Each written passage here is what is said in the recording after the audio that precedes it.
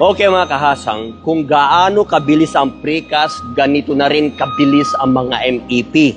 Imagine nyo, ito ang tinatawag nilang modular MEP. So, hindi pa inuumpisahan yung building, nagpapabricate na rin sila ng mga pang-MEP natin. Imagine nyo, ito isang set na ito, isang module ito. Nakakabit na yung mga cable tray, yung mga dock, at kung ano-ano pang MEP services na dadaanan ng mga cables and everything, nandyan na lahat.